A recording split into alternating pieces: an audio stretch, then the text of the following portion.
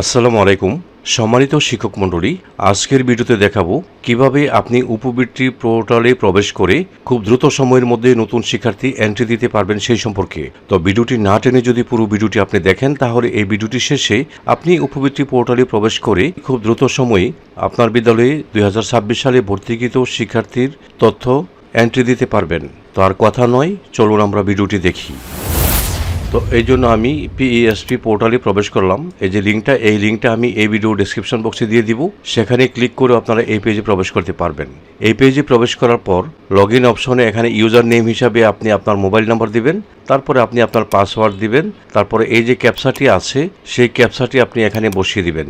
ক্যাপচাটি বুঝতে সমস্যা হলে রিফ্রেশ বাটনে ক্লিক করবেন। যদি কেউ পাসওয়ার্ড ভুলে যান তাহলে ফরগট পাসওয়ার্ডে ক্লিক করে নতুন করে পাসওয়ার্ড রিসেট করতে পারবেন। তো কিভাবে পাসওয়ার্ড রিসেট করবেন সেই ভিডিওর লিঙ্ক আমি এই ভিডিও ডেসক্রিপশন বক্সে দিয়েছি, অথবা এখানে আই বাটন আছে, আই বাটনে ক্লিক করে ভিডিওটা দেখে আপনারা পাসওয়ার্ড রিসেট করে নিতে পারবেন।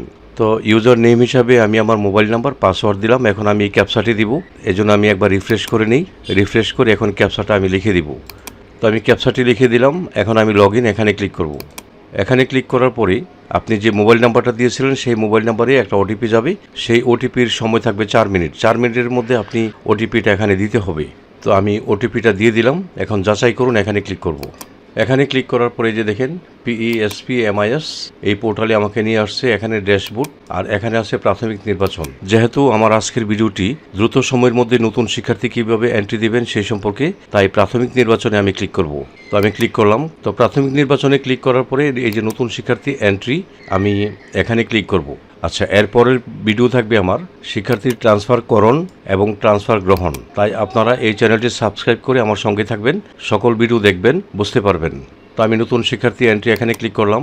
আচ্ছা, এখানে ক্লিক করার পরে একটা জিনিস খেয়াল করবেন, যখন নতুন শিক্ষার্থী আপনার বিদ্যালয়ে ভর্তি হয়েছে তখন শিক্ষার্থীর মাতার এবং পিতার এনআইডি নাম্বার দিয়েছে, এবং খেয়াল করবেন যে মোবাইল নাম্বারটা কি মাতার নাকি পিতার দিয়েছে। যদি পিতার মোবাইল নাম্বার দিয়ে থাকে তাহলে পিতার এনআইডি এবং পিতার জন্ম তারিখ আর মোবাইল নাম্বারটা আপনি আগে বসাবেন। যেমন আমি দেখাচ্ছি আপনাদের। তো আমি পিতার এনআইডি নাম্বার এবং পিতার জন্ম তারিখ বসাইলাম। বসায় এখন খুঁজুন এখানে ক্লিক করব। এখানে ক্লিক করার পরে এখানে যে ক্যাপচা বক্সটি আছে এই ক্যাপচাটা আপনি এই বক্সে লিখে দিবেন। তো ক্যাপচাটি লিখে দিলাম। লেখার পরে সাবমিট এখানে ক্লিক করব। করার পরে দেখেন পিতার নাম বাংলায় এবং ইংলিশে কিন্তু চলে আসছে।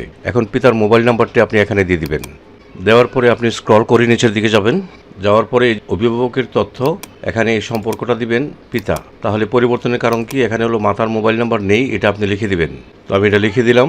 লিখে দেওয়ার পরে এখানে দেখেন পেমেন্ট বিবরণ মোবাইল ব্যাংকিং, আর মোবাইল ব্যাংকিং সেবাদানকারীর প্রতিষ্ঠানটা যদি বিকাশ হয় বিকাশ, নগদ হলে নগদ, রকেট হলে রকেট, এমক্যাশ হলে এমক্যাশ, উপায় হলে উপায় দিবেন। তো আমার গার্জিয়ান বলছে এটা বিকাশ করা। তো আমি বিকাশে ক্লিক করার পর খুঁজুনি ক্লিক করব। দেখেন অ্যাকাউন্ট সক্রিয় নেই, তার মানে এটা বিকাশে সক্রিয় নেই। তাহলে আমি নগদে দিয়ে দেখি।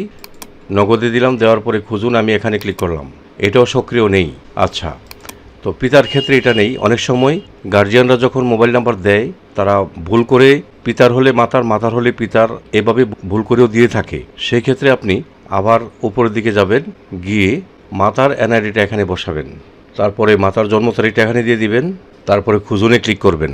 খুঁজুনে ক্লিক করা মাত্র যে ক্যাপচা বক্সটা আছে এই নিচের ক্যাপচাটা এখানে দিয়ে দিবেন। তারপরে সাবমিটে ক্লিক করবেন। দেওয়ার পরে মায়ের নাম বাংলা ইংলিশে চলে আসছে। এখন এই মোবাইল নাম্বারটাকে আপনি এখান থেকে কাট করে দেন, যেহেতু এটা পিতার নামে নাই, এখানে দিবেন। তো আমি এটা দিয়ে দিলাম। দেওয়ার পরে আমি স্ক্রল করে এখন নিচের দিকে যাব। এখন আমি সম্পর্কটা এই যে অটোমেটিক মাথা এখানে চলে আসছে। তো আমি আগে বিকাশ দিয়ে দেখি। বিকাশ দিয়ে খুঁজুনে ক্লিক করি। দেখেন অ্যাকাউন্ট সক্রিয় নেই। নগদ দিয়ে দেখি। খুঁজুনে ক্লিক করব, সক্রিয় নেই। তো এই ক্ষেত্রে করণীয় কি, এক্ষেত্রে আপনি দ্রুত ওই শিক্ষার্থীর যে মোবাইল নাম্বারটা দিয়েছে সেই মোবাইল নাম্বারে আপনি ফোন করে তার পিতা অথবা মাতাকে আপনার কাছে নিয়ে আসুন। আসার পরে এই যে মোবাইল নাম্বারটা দিয়েছে সেই মোবাইল নাম্বারে বিকাশ অথবা নগদে অ্যাকাউন্ট খুলে তারপরে এই কাজ করতে হবে। তো আপনি যদি এখন ওই শিক্ষার্থীর সকল তথ্য এন্ট্রি দিয়ে সব কাজ করার পরে যদি আপনি এখানে কাজটা করে দেখতেন যে সক্রিয় নেই, তখন কিন্তু অনেক সময় আপনার নষ্ট হতো। ঠিক আছে? তো আমরা এই জন্য বলছি যে দ্রুত সময় এভাবে করবেন। যেহেতু এই শিক্ষার্থী হলো না তাই আমি এটা বাদ দিয়ে দিলাম। এখন আমি আরেকটা শিক্ষার্থী দেখাই। এখন আমি এই শিক্ষার্থী ভর্তির সময় তার মাতার মোবাইল নাম্বার দিয়েছে, তাই মাতার এনআইডি নাম্বারটা আমি আগে দিব। তারপরে মাতার জন্ম তারিখটা আমি এখানে বসায় দিব। তো দিয়ে দিলাম। দিয়ে এখন আমি খুঁজুন এখানে ক্লিক করব। এখানে ক্লিক করার পর যে ক্যাপচাটা আছে বক্সে বসাই দিব। এখন আমি সাবমিট এখানে ক্লিক করব। এখানে ক্লিক করার পরে দেখা যাচ্ছে শিক্ষার্থীর মাতার নাম বাংলা এবং ইংলিশে চলে আসছে। এখন মাতার যে মোবাইল নাম্বারটা দিয়েছি এই মোবাইল নাম্বারটা এখানে দিব। তো আমি মাতার মোবাইল নাম্বারটা দিলাম। এখন আমি স্ক্রল করে নিচের দিকে চলে যাব। তো এখানে অভিভাবকের তথ্য হিসাবে মাতা অটোমেটিক চলে আসছে এবং তথ্যগুলি এখানে চলে আসছে। এখন পেমেন্টের বিবরণে দেখেন মোবাইল ব্যাংকিং, আর এখানে মোবাইল ব্যাংকিং কোনটা এটা দিবেন। তো আমার গার্জিয়ান বলছে এটা বিকাশ করা আছে, আমি বিকাশটা দিলাম, দিয়ে খুঁজুনে ক্লিক করব। দেখেন অ্যাকাউন্ট সক্রিয় আছে, অ্যাকাউন্ট প্রদত্ত জাতীয় পরিচয়পত্রের সাথে যুক্ত, অর্থাৎ সবুজ কালারের আসছে। তার মানে আমার এই শিক্ষার্থীর গার্জিয়ান যে মোবাইল নাম্বারটা দিয়েছি এটা সঠিক আছে। এখন আমি যে কাজটা করব এটা কেটে দিই এখানে। এখন আমি শিক্ষার্থীর সকল তথ্য এখানে দিয়ে দিব। তার জন্ম সনদের নাম্বার দিলাম, তার জন্ম তারিখ দিয়ে দিব। এখন আমি খুঁজুন এখানে ক্লিক করব। অটোমেটিক আমার শিক্ষার্থীর নাম চলে আসছে। ভাই বোনের সংখ্যা দিয়ে দিলাম। মহিলা ধর্মটা নির্বাচন করব আমি ইসলাম, নৃগোষ্ঠী কিনা না। তারপর জন্মস্থানের বিবরণ হলো সুনামগঞ্জ জেলা দিয়ে দিলাম, শিক্ষার্থী বাংলাদেশি, এগুলি সব দিয়ে দিলাম। এখন পিতার এনআইডিটা আমি এখানে বসিয়ে দিব। পিতার জন্ম তারিখটা দেওয়ার পরে এখন দেখেন খুঁজুনে ক্লিক করার পরে এই ক্যাপচাটা আমি এখানে দিয়ে দিব। সাবমিটে ক্লিক করব। করার পরে পিতার নাম বাংলা ইংলিশে চলে আসছে। পিতার মোবাইল নাম্বার নাই, তাই দিলাম না। এখন দেখেন বর্তমান ঠিকানা এগুলি সবই থাকবে। এখানে ক্লিক করে আপনি ওয়ার্ডটা দিয়ে দিবেন। আমি ওয়ার্ডটা দিয়ে দিলাম, পোস্ট কোড 3000। এখানে গ্রামের নাম লিখে দিবেন। তো শিক্ষার্থীর গ্রামের নামটা আমি লিখে দিলাম। এখন স্থায়ী ঠিকানাটা দেখেন, যদি বর্তমান ঠিকানা অনুরূপ হয় তাহলে একই বর্তমান ঠিকানা এখানে ক্লিক করবেন, সবগুলি অটোমেটিক এখানে চলে আসবে। আর যদি ভিন্ন রকম হয় তাহলে আপনি এখানে এগুলি লিখে দিতে হবে। তারপরে আমি স্ক্রল করে আরেকটু নিচের দিকে যাই, এগুলি সব ঠিক আছে। এখন দেখেন শ্রেণী নির্বাচন করুন, সে 5+, প্রাক প্রাথমিক 5+ আছে, এটা দিয়ে দিব। শিফট আমার এখানে প্রথম শিফট, প্রাক প্রাথমিক প্রথম এবং দ্বিতীয় এগুলি প্রথম শিফটেরই থাকে। আর শাখা নির্বাচন করুন, আমার এখানে শাখা নেই তাই প্রযোজ্য নয় দিলাম, আপনি থাকলে এটা দিবেন। রুল তার হলো 33 আমি দিয়ে দিলাম। এখন সকল তথ্য আমি দিলাম, দেওয়ার পরে আমি সংরক্ষণ এখানে ক্লিক করব। এটা সংরক্ষণ হয়ে গেছে। তো আমি যে এখন সংরক্ষণ করলাম এটা কোথায় আছে এটা দেখার জন্য এই যে ক্লাস্টারের তালিকা জমাদান এখানে যাবেন। তো আমি এখানে ক্লিক করলাম, করার পরে এই যে দেখেন শিক্ষার্থী কিন্তু এখানে চলে আসছে এবং এখানে স্ট্যাটাসটা ক্লাস্টারে প্রেরণ পেন্ডিং দেখাচ্ছে, ঠিক আছে। তো আমি এখন এটাকে যদি ক্লাস্টারে পাঠাই এখানে ক্লিক করে এই যে ক্লাস্টারে পাঠানো এখানে ক্লিক করব।